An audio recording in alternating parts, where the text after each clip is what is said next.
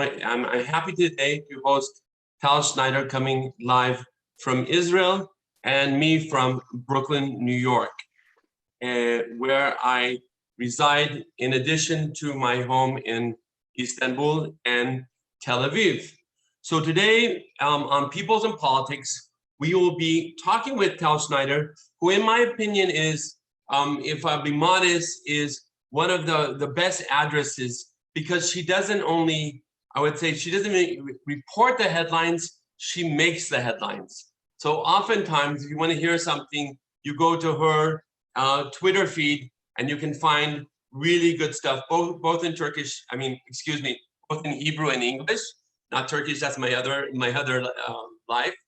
And importantly, you also can follow her for news on American politics, because she is someone that's, she's covered America. In a second, I'm going to go ahead and give you your introduction, but I just have to say that I learned so much about what's happening in the United States from you. So let me go ahead and introduce you. Tal Schneider is currently the diplomatic and political correspondent at Globe's business newspaper in Israel.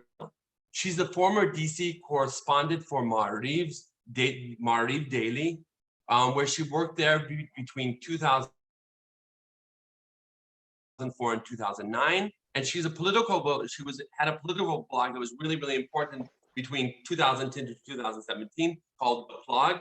She's a frequent commentator on Israeli radio and TV stations. She ranked 32nd on Forbes magazine, the 2017 list of Israel's most influential women. And she was a recipient of the 2015 Omitz, the Public Courage and Integrity Award. And in 2012, she got the Google Digital Excellence in Journalism Award. Her stories appear in Globes, Haaretz, The Marker, Maariv, Mako, Soluna, and more. So first of all, Tal, thanks so much for joining me today. It's a really pleasure to have you. In a second, I'll get to what we're here to talk about. But I would say that most journalists in Israel, I imagine, are quite tired, because today when we talk about the new Netanyahu-Gantz government, this comes after 500 days of work, not just for politicians, but for journalists like you who cover the elections, because we know there was 3 elections, and some even were worried about perhaps even having a 4th election. But that didn't happen. At the last minute, suddenly the head of the opposition, Benny Gantz, joins Netanyahu, leaving a lot of people surprised and leaving a lot of the blue and white voters really, really upset. So first of all, let me hear some of your thoughts about the government, or even the process of covering 3 elections, and then we can get to the government itself, which is a whole different story altogether. Okay, thank you so much for the warm introduction, and thank you so much for inviting me. I really appreciate it. I love being in contact with you. Yes, it is true that we've been through a very rough year. It's actually a year and a half of 3 election cycles. And now, today, we are finally at the moment where we had a government formed. I have to tell you that we don't feel that the political situation is so much stable. So I think many political commentators believe that maybe, within a couple of months or maybe 6 months or so, we might see another fallout of this government. I can't tell you in advance, but maybe it will not be a 4th election, because we do have a government. The reason we did not have a government for so long, we believe, is attached to the Prime Minister criminal situation. I don't know if you are aware to that, but this coming Sunday, May 24th, Israel Prime Minister Netanyahu, the Prime Minister for 11.5 years in a row, going to stand on trial for bribery, fraud, and breach of trust, grave allegations. And Israel judicial system has been proven in the past to have, it doesn't give easy time for anyone and not even to elected officials. So the reason for the entire political situation was this, legal situation. And when we're talking about Benny Gantz, who is now the political partner, he entered into political life in order to topple Netanyahu because of the legal situation. So the entire promise and the entire reasoning for his political activity was the criminal situation or the legal situation of the prime minister. He managed to get a lot of support because there are many people in Israel who were wishing, to see, were hoping to see Netanyahu out of the picture. They thought that a person with 3 indictments cannot be a prime minister in this country, even when the law permit that. So when you talk about, when he decided after the 3rd election, when he was almost there, and he decided to step into the government and just abandoning everything he promised for such a long time, obviously it was a huge, and it still is a huge disappointment for many people who supported him for this process. Yeah, so what happened with Gantz? Everyone was talking that, for the first time, we had such a reporting on Israel, and I voted in most elections since 1988. But really, even when I'm preparing this talk with you, it's like a fantasy world that we're talking in. I mean, I think they've lost, the political compass or compass of truth, even for Israeli politics. Someone leaving his own party and joining Netanyahu when he has 3 indictments. I mean, exactly what you described is astounding.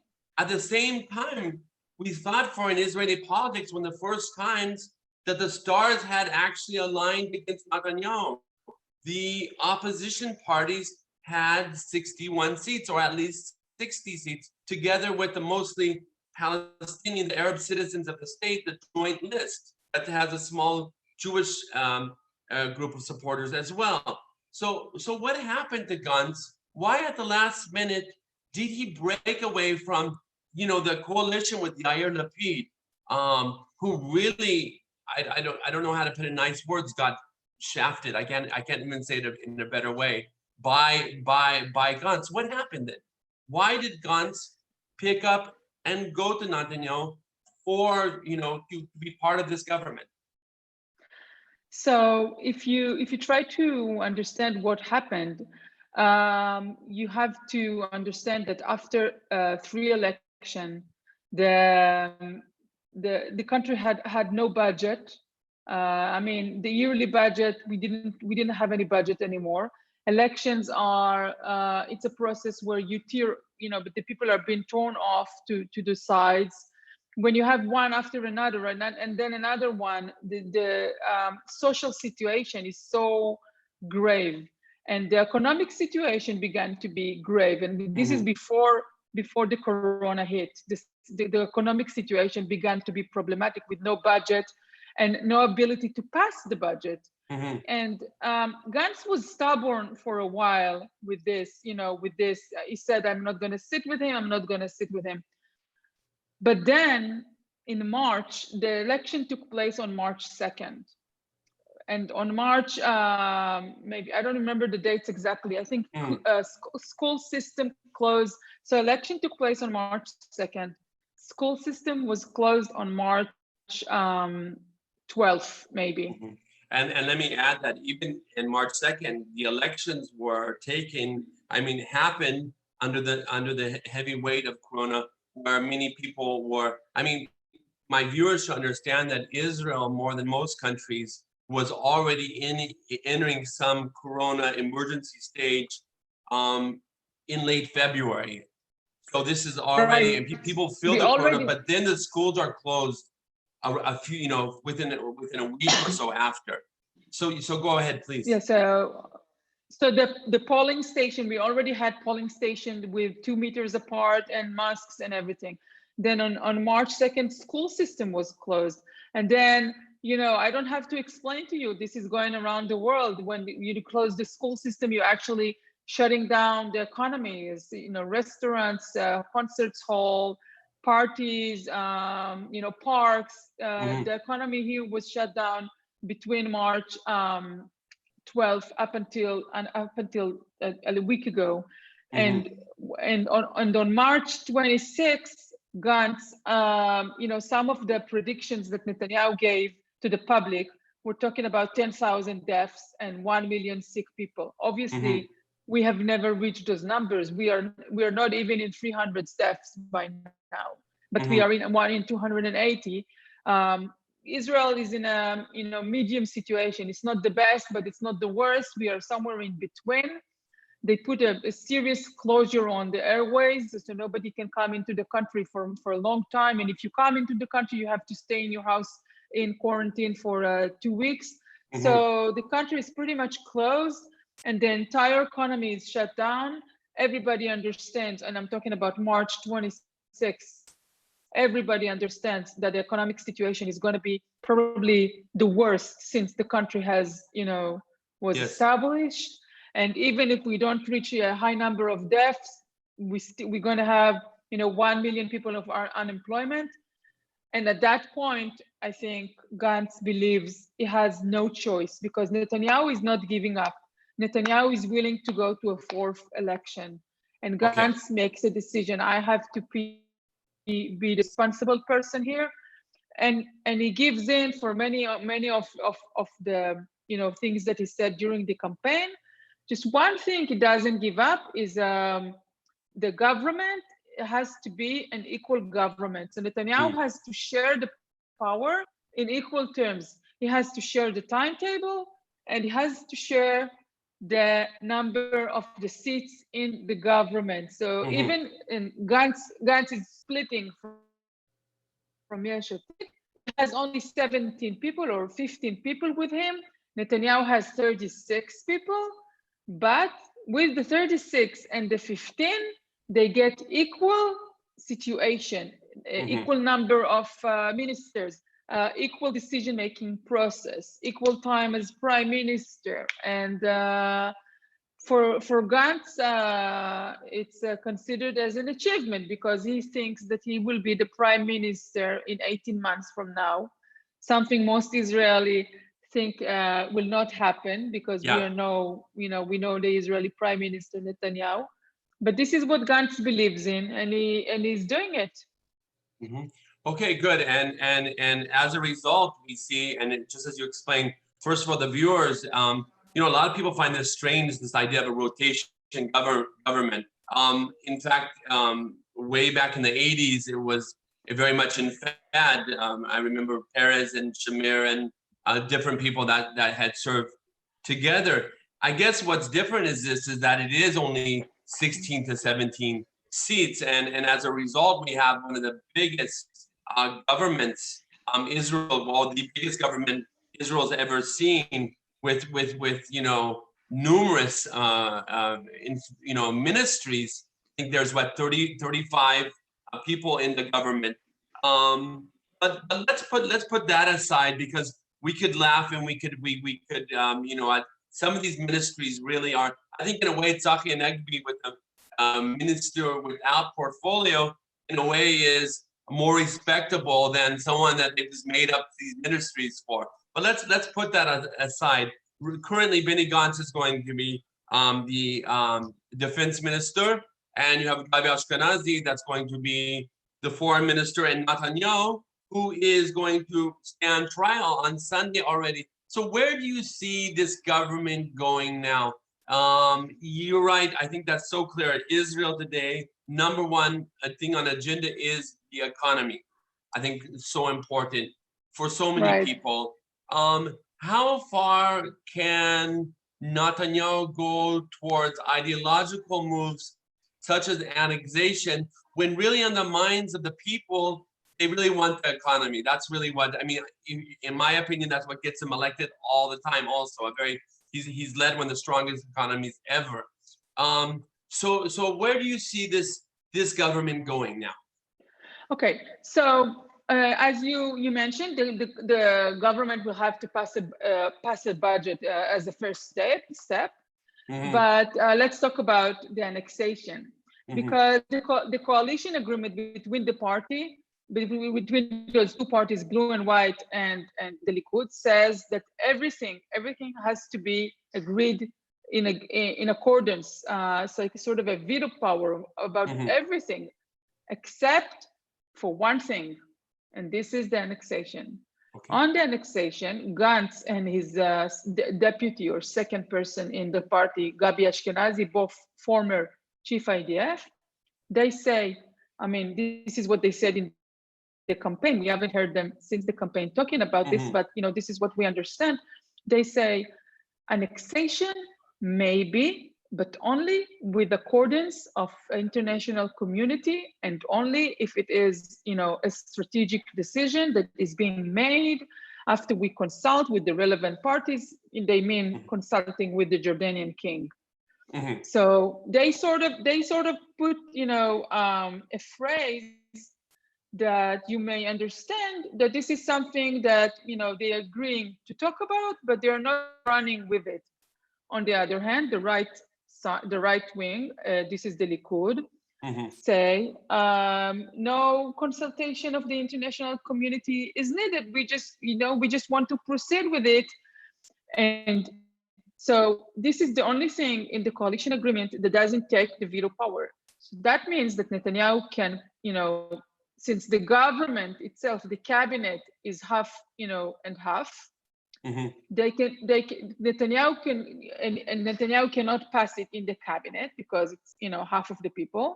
He can take it to the Knesset, and in the Knesset, you do have some parties that are in the opposition but are supporting this process, and I'm talking about Avigdor Lieberman party and Of about course. Yamina, that's Naftali Bennett party. Those two parties of 6 and 7 seats, so together 13 seats, they are willing. So even if blue and white will vote against or will not, even if they will stick to the word, Mhm. and so right now we are in the position where we don't believe them anymore, right? Because they said for so many a long time they will not sit with Netanyahu. So why should we believe them about the annexation? But this is what they're saying. They're saying only with international support, only as a strategic. Let's talk about the big thing here. The big thing is Israel's peace agreement. I mean, one big thing is the Palestinian people who has a right to their own self-determination. Another big thing for the Israelis is the situation with the peace accord with Jordan. Now, the Jordanian king is coming out in the last couple of Mhm. weeks and saying, I'm going to cancel the peace accord. Now, the peace accord with Jordan from 1994 has a major importance for the Israeli people. It's economic importance, and it's security importance, and it's international community importance. If this peace accord is going to get canceled, we think we're going to be in a dire situation. Mhm. Now, if Netanyahu will take it to the plenum, to the Knesset, to make Mhm. a decision, he might have enough of votes to support this process, even if Benny Gantz and Gabi Ashkenazi are saying, wait a second. So, It's very important, and of course, it won't be in their the benefit only thing, for the government to the fall only, over this issue either. yeah, right. The only thing I want to mention also is that it's a big step will be made by the White House. If the White House will come up and say to Netanyahu, not now, then the chances that it will proceed are, diminishing, not diminishing, but, going down. If Trump will say, go ahead, one state, two state, who cares, sort of, the thing that he may say, then we probably will see something early this summer. Mhm.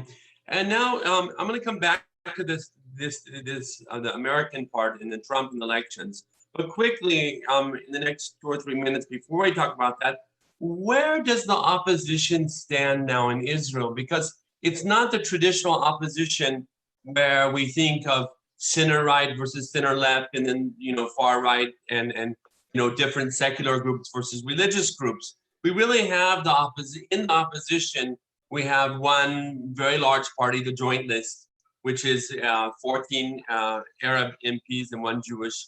Then we have Labor went, and we didn't talk about that. Most of Labor went with Netanyahu and Gantz government. And then you have Yesh Atid, Lapid's party, together with Lieberman.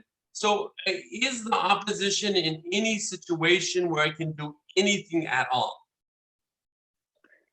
So actually, we did have many years of opposition just like that. I think the new thing in the recent years was a wholly full right-wing government where the entire opposition was to the left. This is something that Netanyahu actually came up with. And usually, if you look at Israel's history, opposition was a mix. It was a mix, and it's always weak. It's weaker than the government. What we had in the last 5 to 6 years was Netanyahu building a government with right-wing parties only, and then because he never had a huge numbers of that, so if the coalition was 61 and opposition was 59, the opposition was kind of strong because with 59, it's almost half. You can really do a lot of things. Now, when the opposition is both diverse and low in the numbers, the tools to their disposals, they will not be unified, and they will act each as its own on its own agenda. This opposition is coming from the very far right wing. The other opposition is Israel's Arabs. The Israeli Arabs. It's a huge group of 15 seats. They are playing their own field, and the cooperation between those groups is we will not see any cooperation really. It's going to be very diverse but this is more traditional here in Israel, where the opposition is not it's not unified. And I guess we could sum up this is that it's in Gantz's interest that this government exists for now. I mean, if he wants to see the daylight that he's going to be prime minister, Netanyahu is really holding the cards here still. And I think we can say that this is actually was a huge victory for Netanyahu. The fact that he did get Gantz to come over. Where does the United States come in this? We have elections here. I know you covered the United States for years. Where does the United States come in here? And maybe I'll ask you a bit about just 2 or 3 words about the United States elections themselves. Where you've covered quite a few elections here already, and you covered the primaries here. I believe you were in Iowa. You're right. That's right. Yeah. So tell us, where does the United States come in the picture in the elections? So really, asking anyone to predict anything with respect to Trump, it's it's a stretch. I think if Trump will find it important for him to declare annexation because he wants to get his supporters happy about something, he will do it. But we can't really tell, because I'm not sure this is it playing a big role in getting right-wing people out to vote. I don't think so, because usually it's about the economy, it's not about foreign affairs. So I'm not sure how Trump will, but Trump can decide just on a hunch and do something, and who knows. Definitely in Israel, the way we see it here, many people say to Netanyahu, if you want to put forward annexation, you have to do it now, because on November, everybody are watching the economic situation in the United States, and everybody understands that Trump may lose the election because of the corona, because of what is happening. So if Biden is the president from November, definitely annexation will not be welcomed. So the right-wing people on the right wing are telling Netanyahu, do it now as fast as you can, because you only have time until November. And yes, we are watching closely. Yes, you were right. I was in Iowa and in New Hampshire. When I left, I was there for 2.5 weeks. When I left the United States on mid-February, I think. Biden was kind of out of the game at all. Yeah, absolutely. And Sanders was leading, and it was quite a comeback. I mean, nobody could expect that. Having said that, when I'm watching things from here and I'm looking at the United States from here, I think there is almost no coverage of Biden. I mean, I read a research saying 90% of the news cycle is about Trump, and then 10% is about Biden. And really, how can Biden move forward like that? And how can he? Yeah, I think you're He's highlighting. almost non-existence. Yeah, I think you're highlighting a major worry of many of the. I think what you might have in the United States is something similar to the opposition. This is a stretch. The opposition in Israel, where there were many that were anti-Netanyahu, but just being anti-Trump doesn't win elections necessarily. And I know the American system is very, very different. But in Right. Turkey, it's been years with Erdogan also. You have many in the opposition, but these are from very different parties. And when this happens, if you don't have a strong candidate that's able to be present and see him all the time, then you're going to have problems. So I think, I'm sure you were surprised after Iowa, and I mean, Biden really wasn't and he's not he doesn't stand out. But we're going to have to see. Maybe around October, I can have you back to talk about that. Very last thing, 1 minute left. How did the government handle the coronavirus breakout in Israel, in your opinion, overall? So this is very interesting. We're still grasping for everything that happened. I have to tell you, Israel, because the way Israel is built, the surrounding, the neighborhood, the countries that are our neighbors, the borders. So Israel borders obviously with Lebanon and Syria. It's a close border. The border with Jordan and with Egypt, it's people do not go through that borders that much.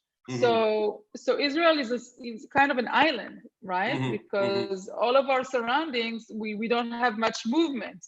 The only way into the country is through airports. Yes. And once they made up a decision in, I think, early March. I don't have the dates, but yeah, maybe March 9th or so. Everybody that came into the country from China and from Philippines and from Italy has to be quarantined for 2 weeks. And immediately thereafter, a couple of days later, they made a decision that everybody that is coming into the country from any country around the world has to be quarantined for 2 weeks. This actually, and then they sent everybody in the country for a full isolation in the houses, not meeting family members and not doing the holidays. And we had all of our holidays. We were in the houses for about probably 5 to 4 weeks, not even stepping out for more than 100 meters. Yes. So those decisions kind of killed the virus, really killed it. Having said that, the economic assistance by the government to the people is very low. The government is, kind of ignoring the situation. And where we think the health decision-making was pretty smart, savvy, and fast, the economic decision-making is slow. It is not enough. It's negligent. And I mean, the situation here on the economic front is very grave, and I don't know how we're going to come out of this. The unemployment, and I mean, restaurants aren't open yet, and